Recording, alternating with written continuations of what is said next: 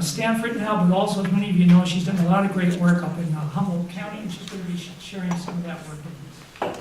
Thank you. I've had the opportunity or the privilege of working in 3 different organizations that have really focused on increasing patient activation, and I just wanted to briefly report that it is possible to increase people's activation. And drawing from Judith Hibbard, these are the things that really seem to make a difference in terms of patients. Emphasizing the patient's ownership, and it's their goals, it's not our goals for them, it's their goals. Partnering with patients, identifying small steps, because people have to have success and hope that something, you can really achieve something. Scheduling frequent follow-up visits to share successes, problem solve, or both, and showing caring and concern for patients. And all 3 of these programs were focused on the 5 and 10% of people who cost 50 to 65% of the healthcare dollars. Which ones goes? Okay, so Humboldt, this was actually a partnership with Pacific Business Group on Health and Anthem with PERS employees.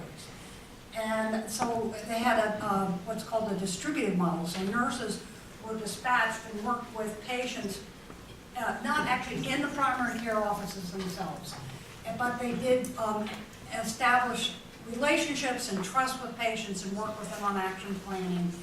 And so you can see the repeat patient activation measures did increase.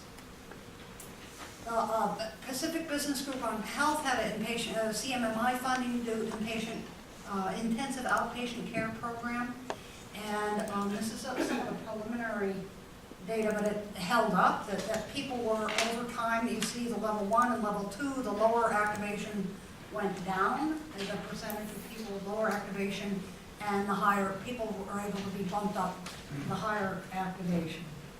And the internal results that were done in this program showed a 21% reduction in total cost of care, 55% decrease in ED visits, and a 33% improvement in depression scores. Oh, this is over several periods.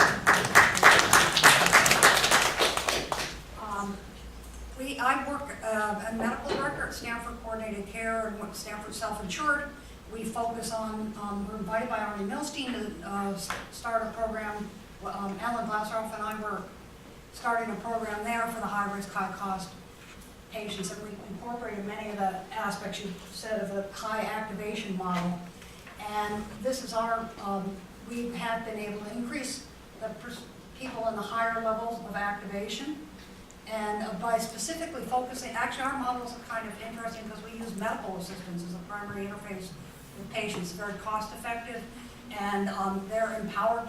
Actually, in our 10 out of 11 HEDIS measures, we're in the 90th percentile. It's because they do it all by protocol. So it's a very interesting model from that respect. But focusing on the patient activation measure, we have had success. As you see, we started with people who are a little bit more highly activated than in the general population, but nevertheless we were able to increase people's activation. And this is we have a primary care or an intensivist program. So, and you can see our team, and we all work closely together. And actually, it's a joy in practice. Talk about joy in practice. As a physician, I love working there because I do physician work. I don't do paperwork, and I don't order routine tests. And the patients really like it because the care coordinators and the MAs are more like them than we are, and there's not that professional barrier. But we have improved the SF-12, which is physical and mental functioning. I think we have pretty good control on the systolic blood pressure, although we've looked at not very well matched group in just getting primary care at Stanford, and there was a difference but not statistically significant. And same with hemoglobin A1C. Although now we have actually over 90% of our patients who came in with initially 150 or more are now below 150. So when we have run a comparison of 253 people 6 months before and 6 months after enrollment based on claims data, and we were able to achieve 59% reduction in ED visits and 29% in hospital admissions, and it's an ongoing evaluation. But the overall cost of care went down 13%, and since the health plan, the average cost of care for people in the top 5% is about $35,000 a year, so it's not insignificant. But it has made a real difference in the way people to trust our healthcare, and they have hope that they can do something, and just by tiny little action steps for the people who are really not motivated. And I think the patient activation measure is both an outcome measure for us, but it also guides our interactions with patients, because if somebody doesn't need health education, and they say they understand their illness, but they just can't follow through on it, it's a different kind of support than somebody who says, I just don't know what to do. Thank you. Great work. Liz Helms. Now Liz is Noah's president CEO of the Chronic Care Group here in California, and has been a great advocate and also really key to launching our work at the RCI. So Liz, we look forward to your comments. I think I can do it right here, and I know we only have a few minutes. So I'm the rap of, not the rap of the group, but I can be the rap of the group because working as a patient advocate for many, many years and seeing the struggles that patients have to get access to care, starting at access, also putting the patient in the center of their care so they're activated. I think great work, and it's been such a pleasure to work with Activate and Steve and the team and Hector. And I don't feel like I've done enough, and I haven't had to be an advisor that's been, very vocal, because you guys have done such a great job and we've learned so much.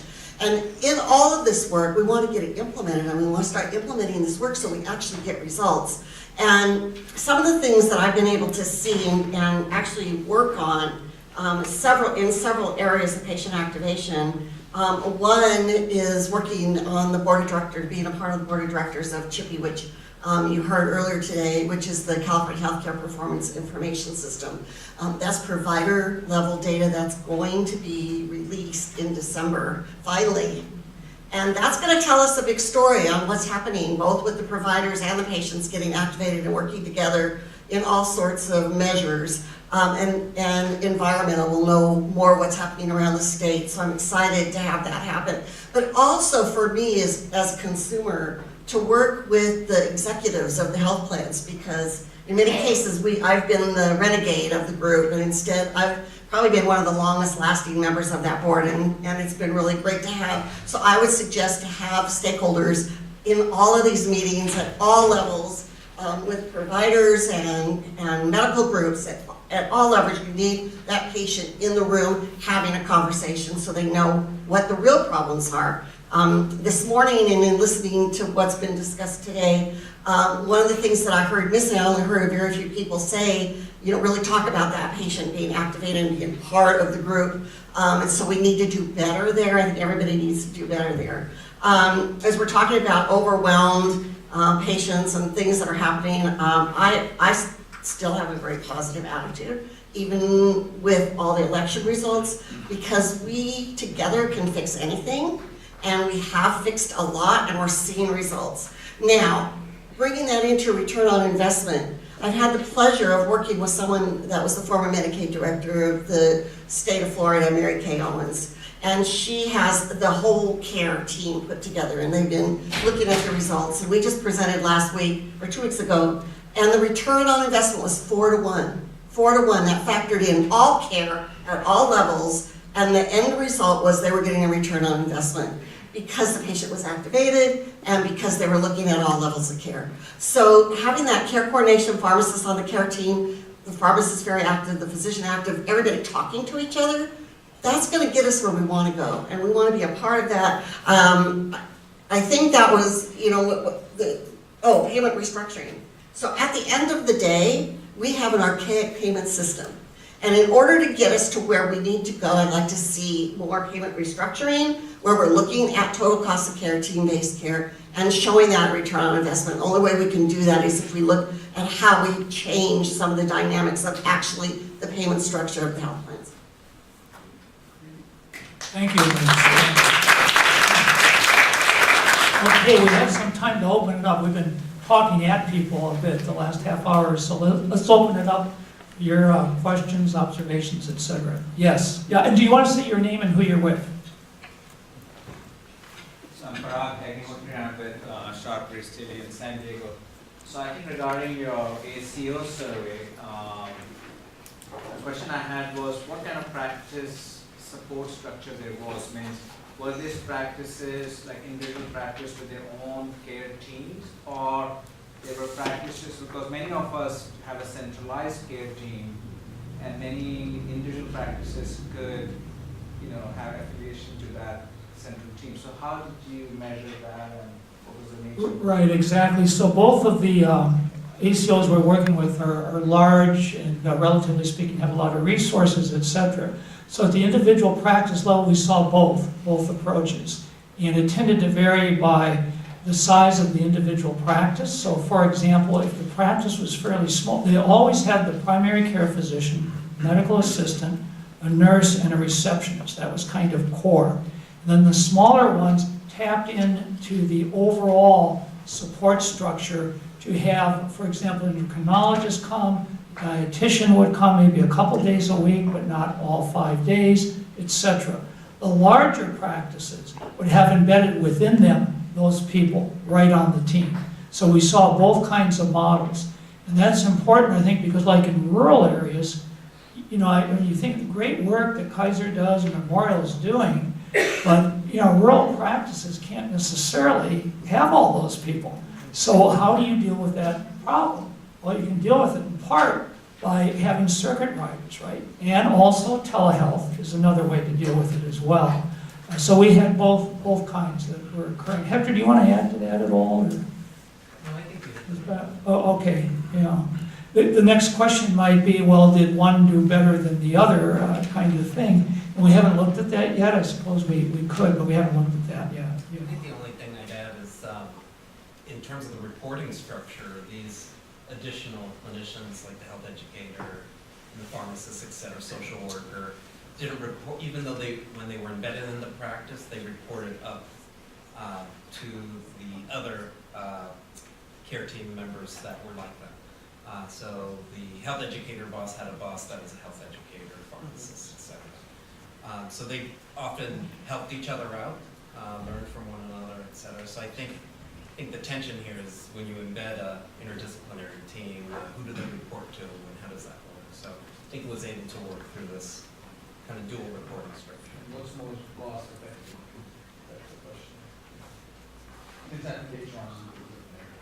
Yeah. I mean, I think another key issue here is, is the in-person more powerful than the telephonic care management, for example? And we definitely heard the perceptions on the ground about the effectiveness of the different modalities, and in-person being much more easier to manage the patient. They don't, if you don't show up to a visit, you can use that, but you can easily hang up a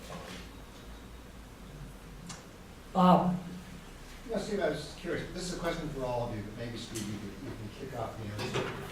When Al Mully and others introduced this concept of shared medical decision making, it was going to fix everything. It was going to make patients more satisfied. It was going to reduce costs. It was going to reduce liability for providers. I'm just curious, where are you with that now? Is it? My impression is that it actually has been very hard to implement. And do we have evidence yet that it's living up to its promise?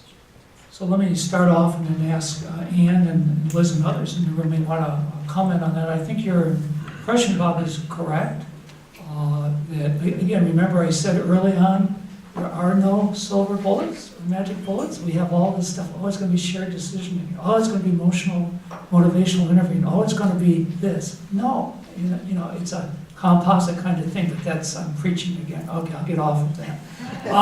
On the shared decision making, there is some literature, much of it done by Group Health, David Arterburn, and some of the people at Dartmouth also, that show in individual studies, and some of them are randomized trials, I think, that it makes a difference. But the point is, it has not spread widely at all. I mean, in these 2 sophisticated ACOs that we've been working with, we saw relatively little of it. So we say, oh, are you doing shared decision making? Can you give me some example? Oh, yeah. When the patient comes in and we hand them upon, discharge kind of thing, a decision, a pamphlet kind of thing. And we asked the call. That for them was a decision aid, Group health, on the other hand, in Seattle, maybe Kaiser, group health has like 20 videos, that they use for different conditions and really try to engage the patient. So that's at one end. But nationwide, I don't think this is really very much where it probably needs to go. But Annie may have some thoughts on that. I'm not familiar with the research. I think we have a long way to go. For one thing, it's not really, there's all levels of shared decision making, and one is if you're going to have, neurosurgery, and the other is if you're going to decide what medicine to take. And I think we need to develop it. Right, and then bring in behavioral health.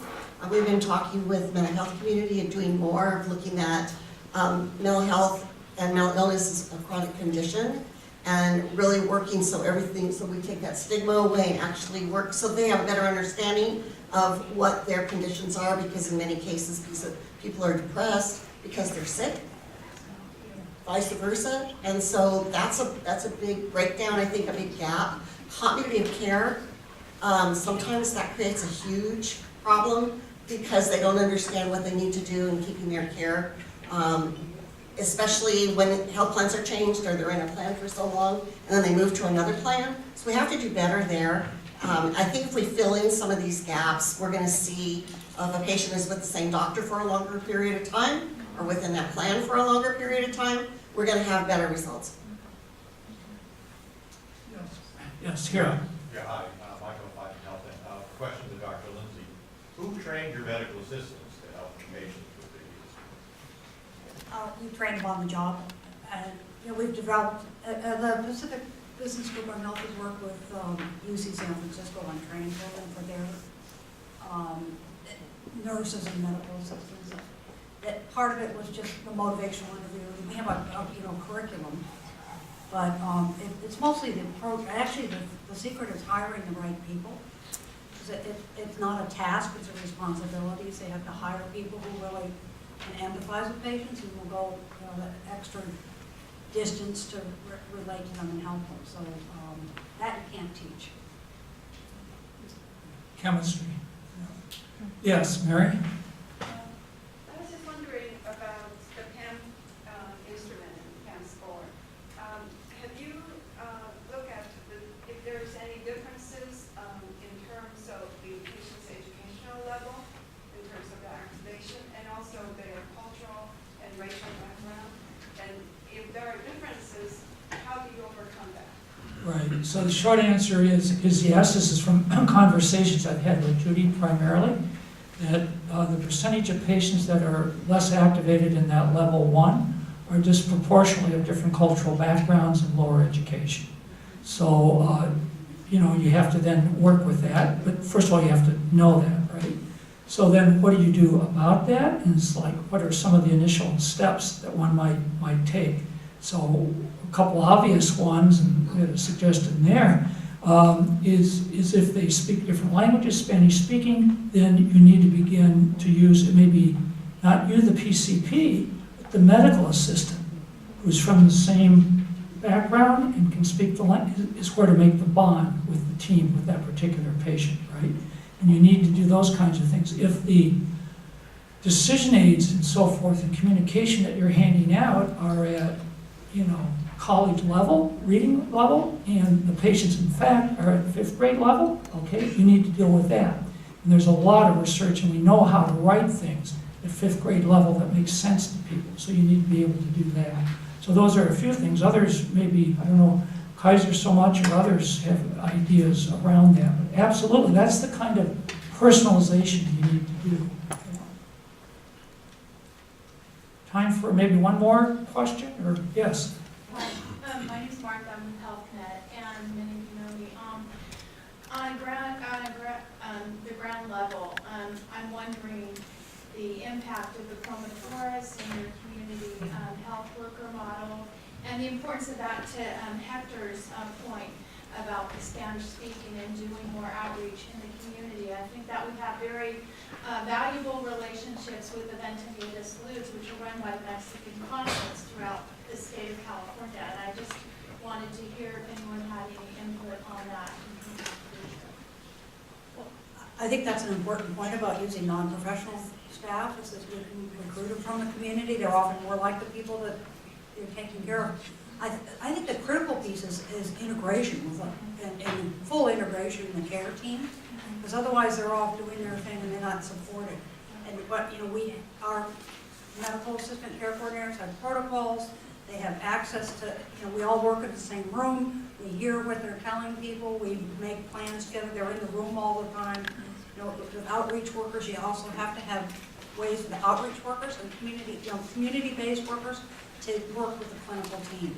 And that I think is the critical piece.